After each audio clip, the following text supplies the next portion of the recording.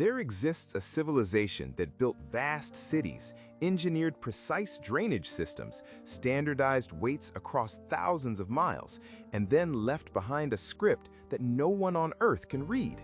Not because it was destroyed, not because it was forgotten in a fire, but because we still have it, carefully carved, stamped, preserved, and yet it refuses to speak. Thousands of inscriptions, hundreds of symbols, complete silence. How is it possible that in the age of artificial intelligence and quantum computing, we still cannot read what they wrote?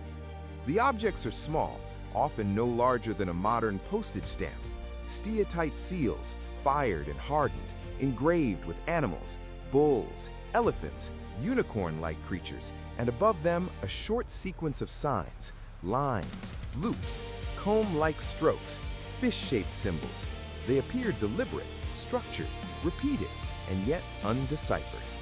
These inscriptions come from what we call the Indus Valley Civilization, one of the great urban cultures of the ancient world. Its cities were vast and carefully planned. Streets ran in grid patterns. Houses were built with standardized bricks. Drainage systems were sophisticated. Trade networks stretched from Mesopotamia to Central Asia.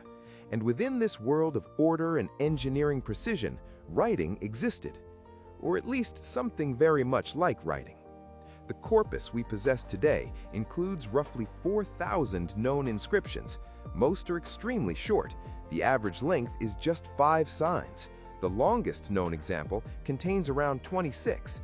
There are no monumental inscriptions, no long narratives, no bilingual texts, no equivalent of a Rosetta Stone to guide us.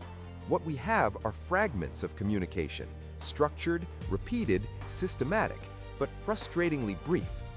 Scholars began studying these symbols in the 19th century after excavations at sites like Harappa and Mohenjo-Daro revealed the scale of the civilization. Since then, linguists, archaeologists, statisticians, and computer scientists have attempted to unlock the system. Some proposed that the script encodes a Dravidian language. Others suggested links to early Indo-Aryan speech.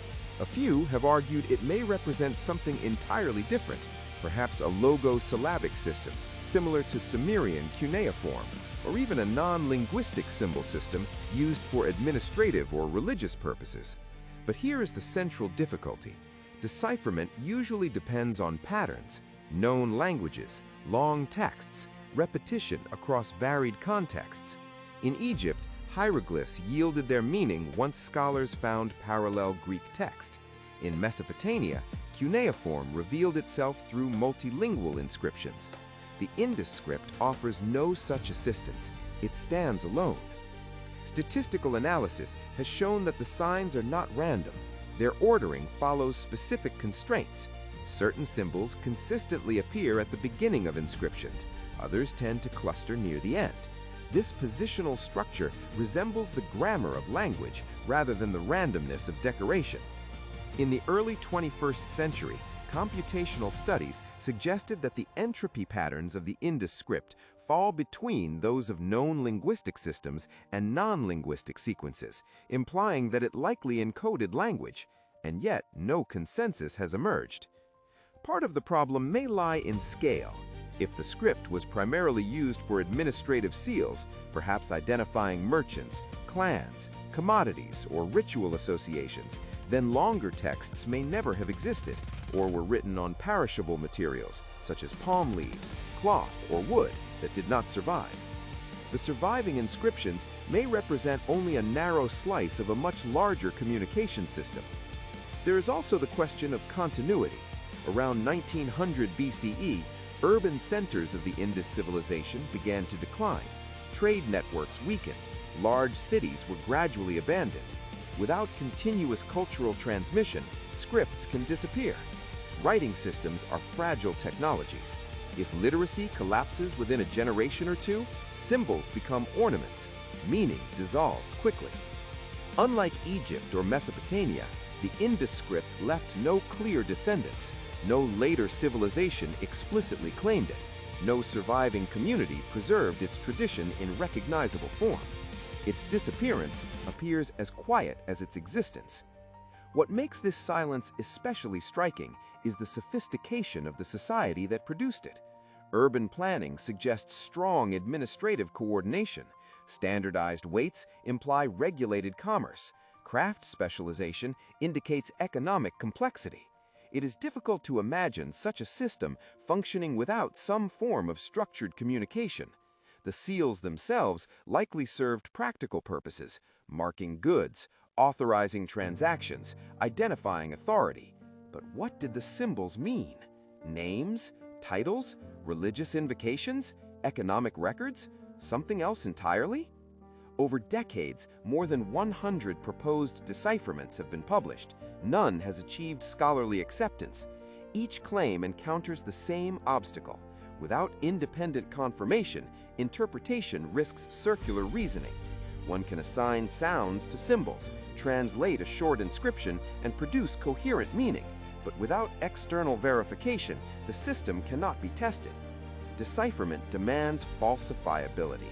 The Indus script has resisted it. In 2004, a controversial paper argued that the symbols do not represent language at all, but a non-linguistic symbol system, comparable to heraldic emblems or religious iconography.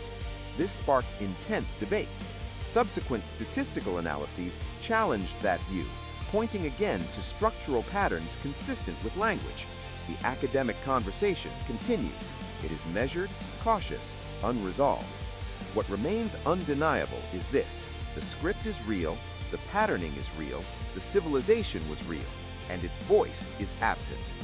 There is something philosophically unsettling about that absence. We often imagine history as incomplete because evidence was destroyed: burned libraries, shattered monuments, eroded manuscripts. But here, preservation is not the problem. The seals survived, the symbols are visible, we can photograph them, categorize them, run them through machine learning algorithms, and still meaning remains inaccessible. It forces a humbling recognition. Intelligence does not guarantee understanding. Data does not guarantee interpretation. We may possess artifacts without possessing context. Knowledge requires continuity, a chain of transmission linking symbol to sound, sound to meaning, meaning to memory. Break that chain, and writing becomes art without voice. The Indus script is not a romantic mystery. It is a technical one, a linguistic puzzle constrained by limited evidence.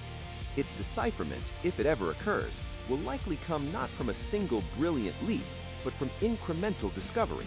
Perhaps a longer inscription, perhaps an archaeological breakthrough, perhaps advances in computational modeling that detect patterns invisible to the human eye.